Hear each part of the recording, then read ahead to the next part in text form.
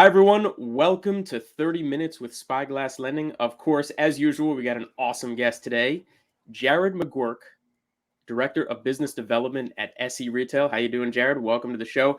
By the way, before we introduce him and bring him on, I just want to say a little bit about him. He is a raging Cajun by way of Louisiana, of course, but he lives in Los Angeles now. We're going to hear his story, how he made it all the way out here, what he's doing now, and of course, he became a homeowner just a few years ago, and this being a show about real estate, well, partly a show about real estate. We're we're going to touch on that for sure. But let's welcome Jared to the show. Jared, thank you for joining us.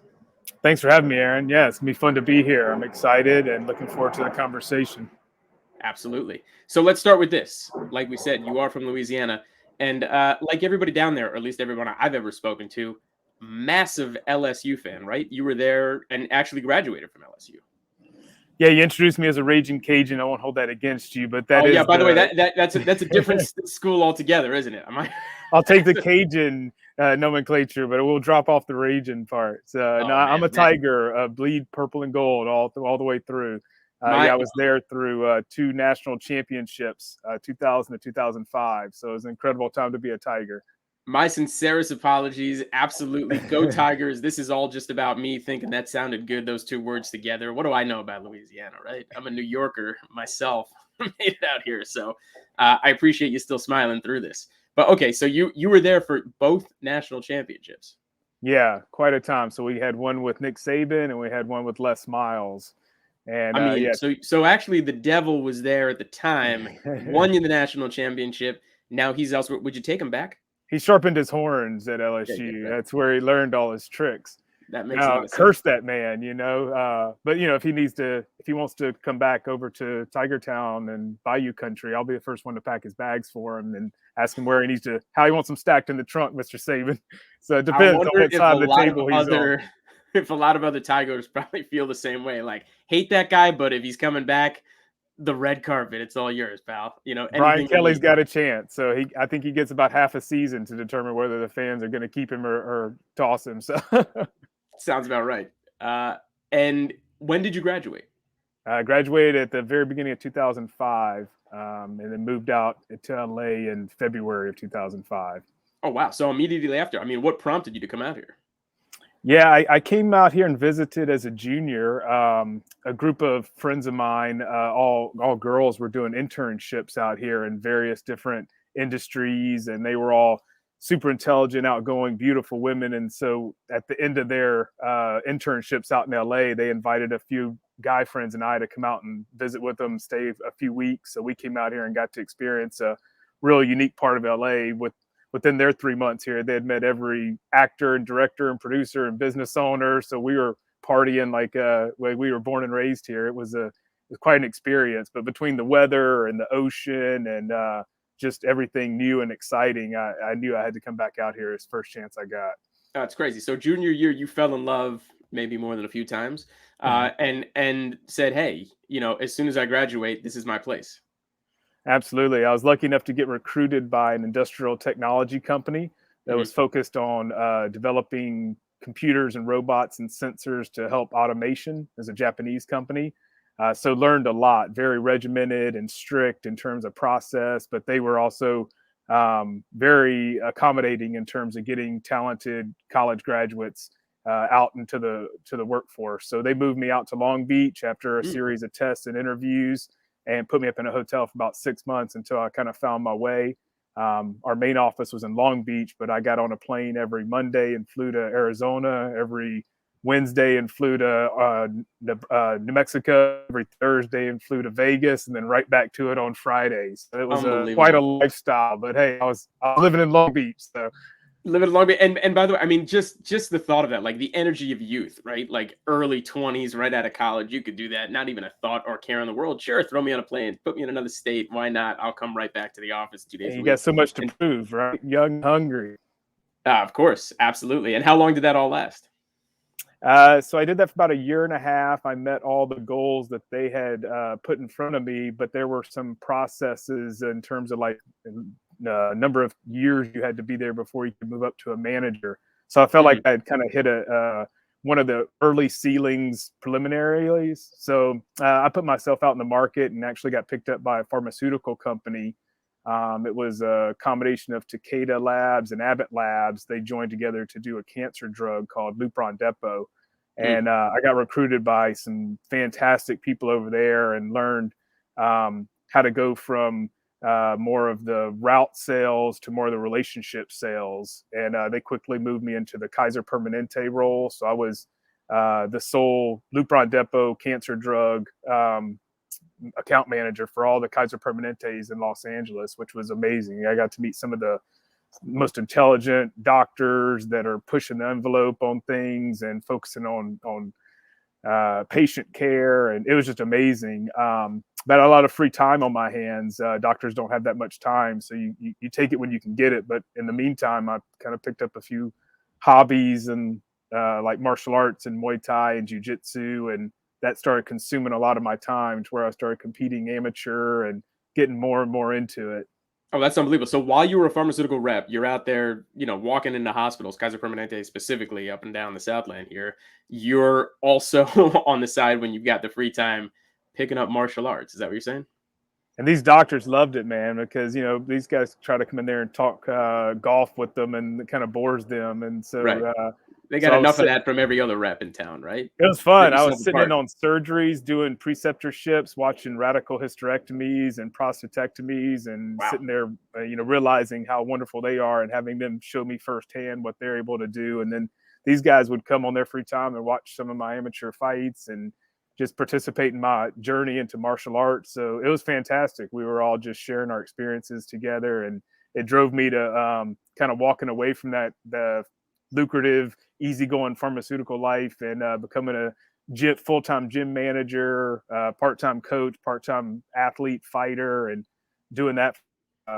Man, I was actively competing in amateur fights for about 3.5, 4 years, and gym manager for about 3 years, and then Oh wow. Hold on a took a second. little bit away from it. So Let's put the pause button here. So salesman on the road, out there getting it done. All of a sudden you realize, hey, a lot more fun in the martial arts world than the sports world. You were saying you became a gym manager, and then ultimately you were competing yourself. You were on the amateur circuit doing what?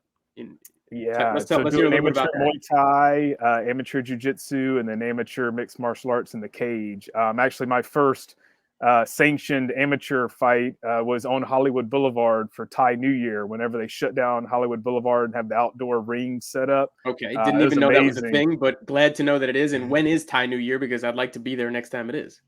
Oh, I have to look that up. I know it's in the springtime. It might be coming up soon. Maybe it's around Yeah, this we're time. here. It's April. Yeah, Seen the I mean, flowers coming the out, man. martial arts was such a journey. It took me to Thailand. My best friend and I stayed in a fight camp for 2 weeks and just lived the Thai way. No hot water, no electricity, just train, eat, and I mean, it's just incredible. It's changed a lot about my life. Where you live with a purpose. Everything is about getting better and learning. Oh, this is unbelievable. I mean, I'm getting like visions of Bloodsport in my head, but I assume it's probably a lot, but a bit more tame than that. But to your point, like this is now becoming a credo for you, a way of life. Yeah. Yeah, it's something that just affects everything, the way you treat people and the way you communicate with people and the way you learn from every situation that you're in and take perspectives.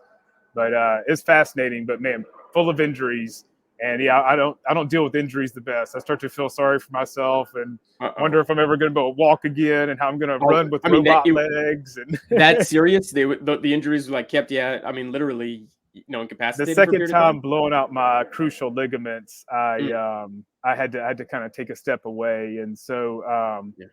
I was invited back to come coach a number of years later, and that just opened up a whole new experience where it's not about you anymore; it's about everyone else. And I coached for 5 years, all the stand-up, so all the striking and Muay Thai and MMA striking at the 10th Planet Jiu-Jitsu gym, one of Eddie Bravo's gyms, Wow. and it was amazing. We took over 4 or 5 years. We took roughly about 30 people who had never trained in martial arts or very little martial arts experience to actually competing in a ring or in a cage in front of an audience. Yeah, one of my very first students just finished his last amateur fight, and he's going pro soon, which is Well, amazing to experience. He was 16 or 17 when I met him. Now he's a full-fledged man and in the workforce and educated and coaching and competing at a high level. So it's just, yeah, the martial arts journey, once you get on it and stick with it, it's crazy how many branches it grows and people you meet through it.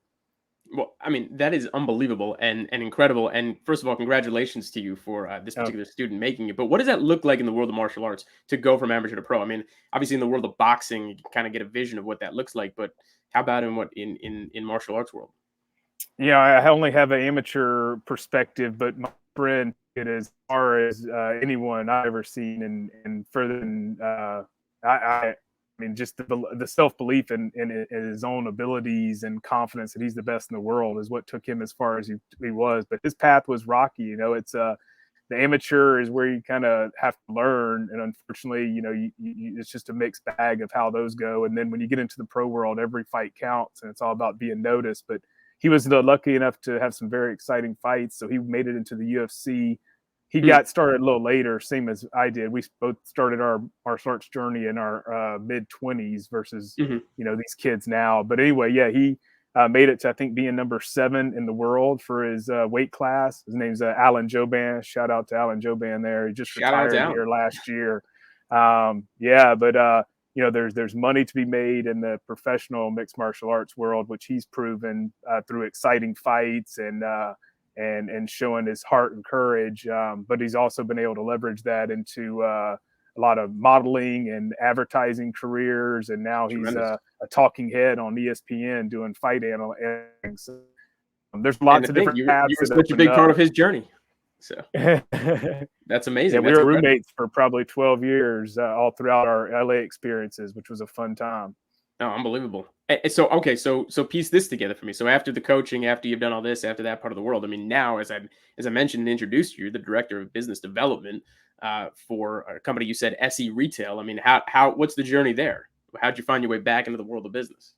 Yeah, so I had a girlfriend at the time and wanted to get married, and so wanted to take things a little bit more serious, and ended up joining a wonderful family-owned agency called Midnight Oil Hmm. that had been around for quite a while, but the owners, which were 3 brothers, decided to kind of take it on a much more radical path, and they hired me as their first business development hire. And over 8 years, we took it from like a $40 million, very small print company with an agency side focus to a full-fledged entertainment-based agency doing 360 campaigns and doing about 75, 80 million a year.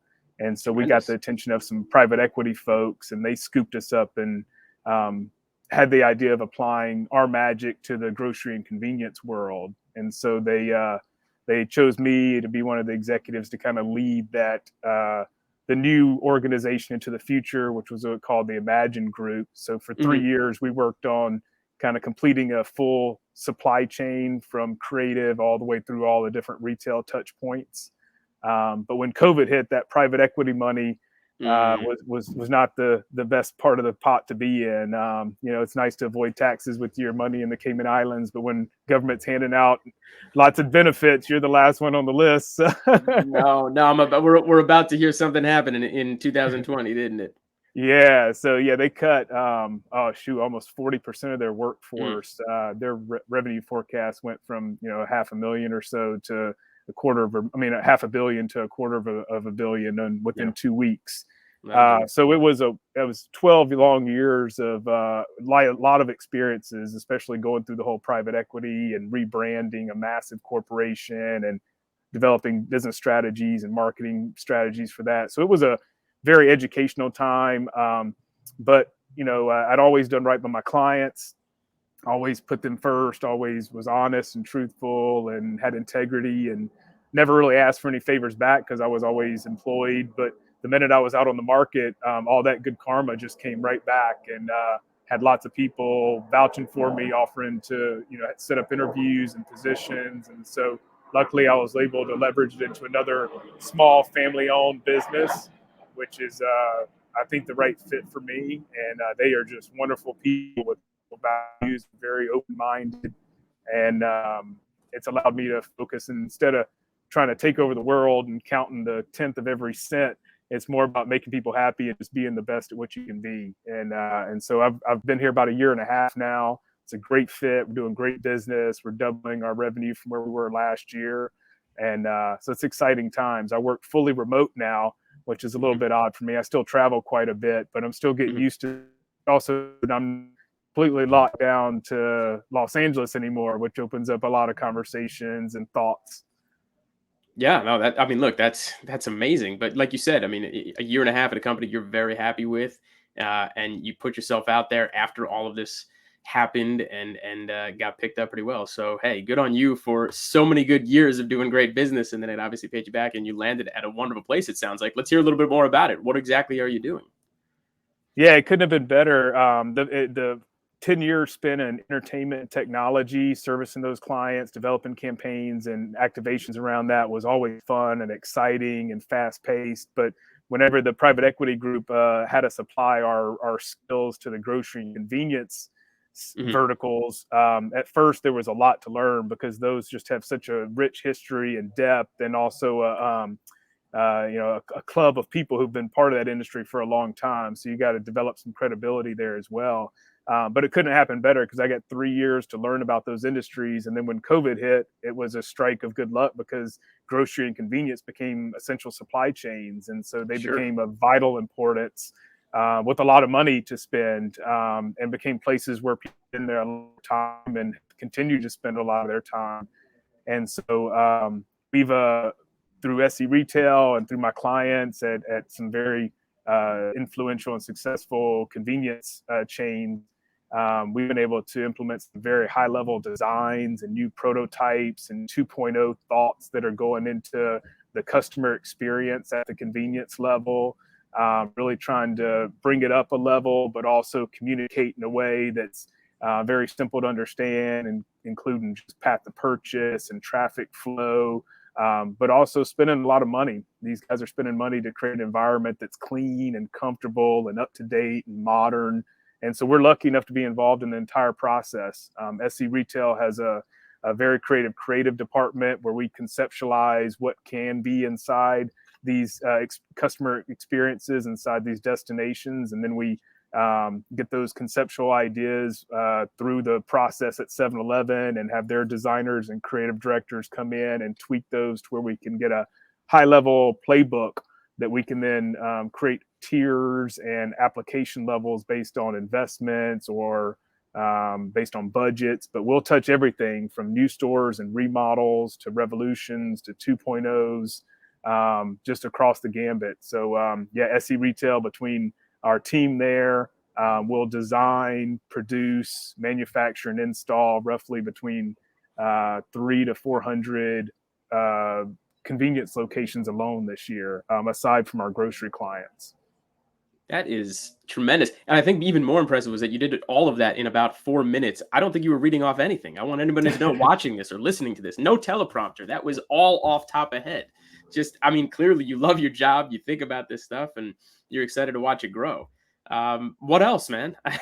Like that's pretty cool stuff. But I think when we first spoke, even before coming on the show, what sounded really cool is you opened a little camp through COVID, right? Let's hear that as well. A little side project after the layoff the first time.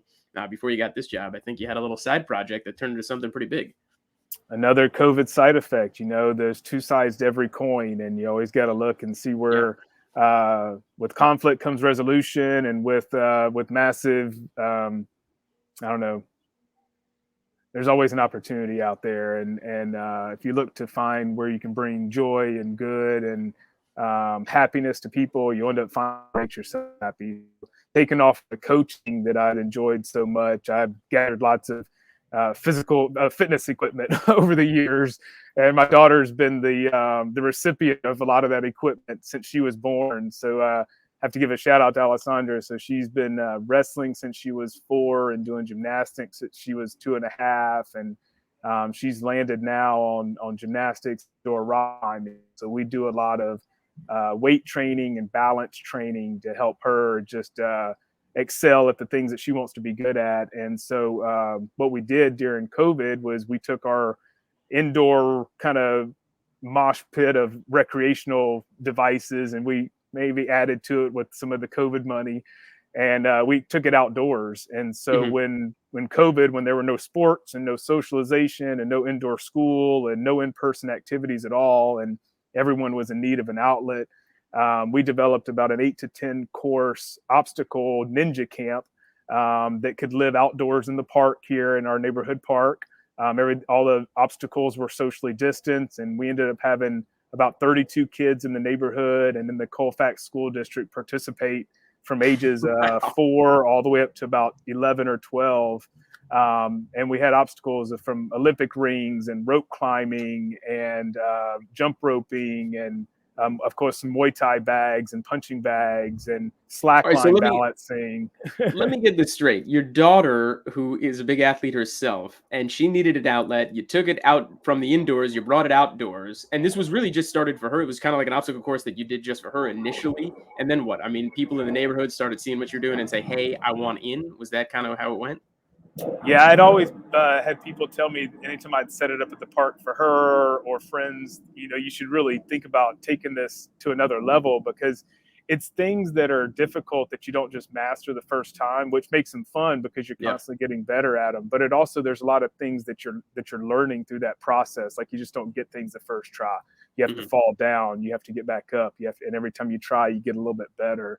And I think Sure. that's a lot of the lessons that that kids need to learn, and then aren't always taught around sports, because none of these activities are actually focused on getting better at a sport. They're just focused on being a better athlete or being a better human being, Yeah. or just the core purpose of just enjoying our own bodies. Our own bodies have so much talent and are able to learn so much technique through just the primal movements that we're capable of doing. But tapping into that versus sitting in a chair or doing things that aren't normal for us, and getting outdoors and practicing things that require balance and strength, but not overdoing it, is just invaluable. And then you can be successful in any sport, or just successful making yourself physically happy later on in life.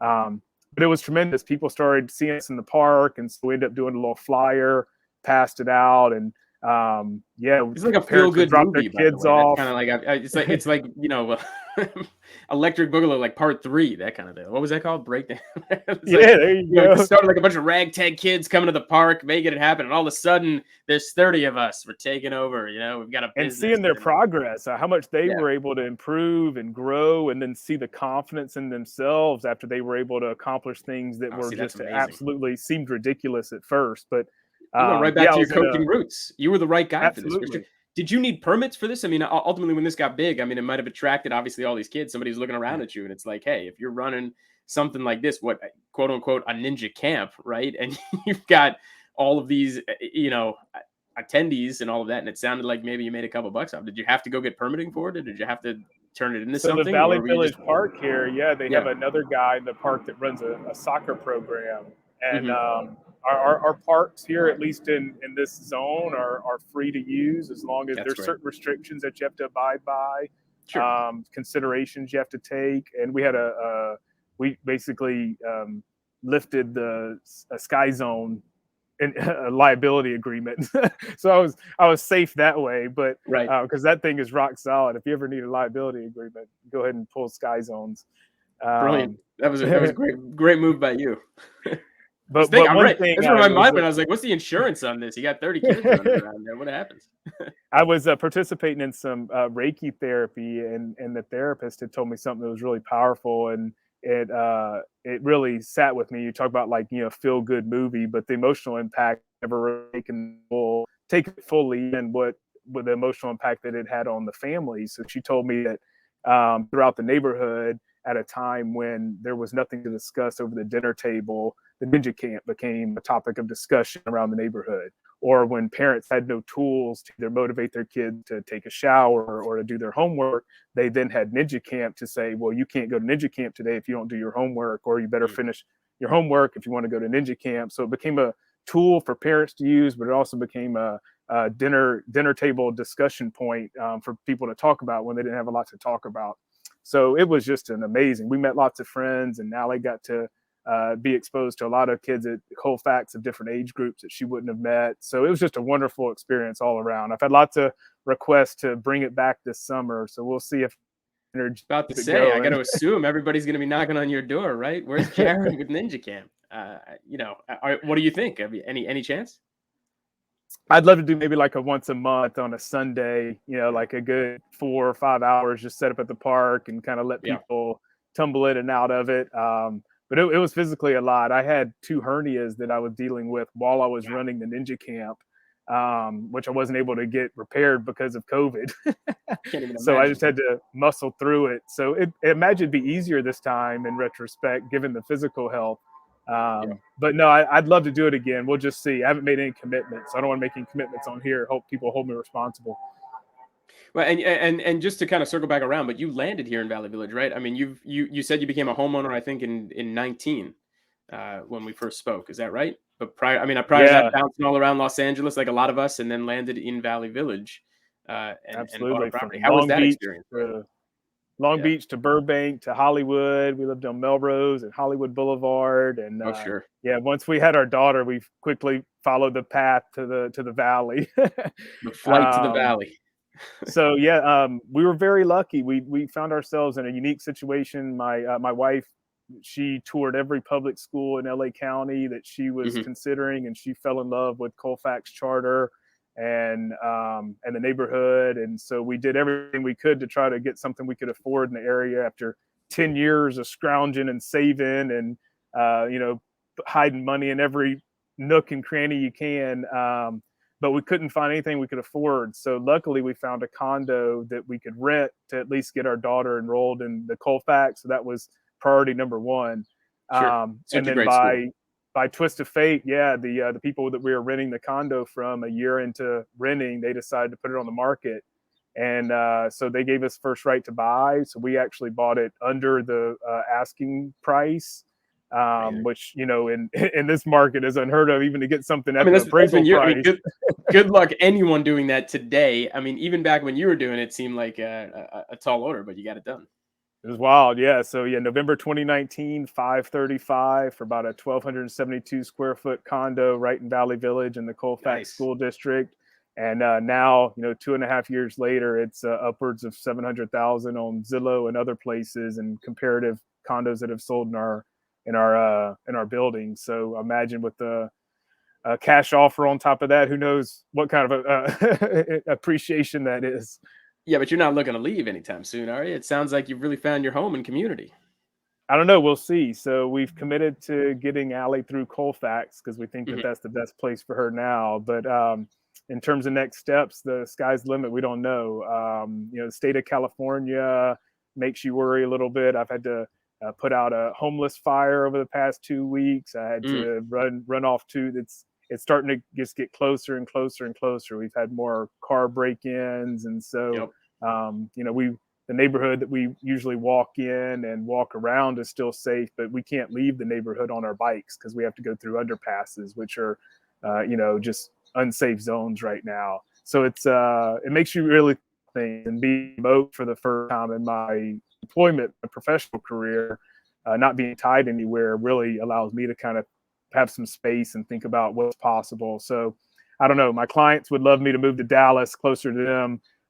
They're in Atlanta and Dallas, so they would love it if we were closer to them. So that's always Texas is always on the outskirts of the mind. It's just an Wow. attractive place to be. Speaking about conversations around the dinner table, it sounds like you've had a few heading in this direction, and you already have the accent for it. I mean, you'd fit right back in somewhere down south, obviously.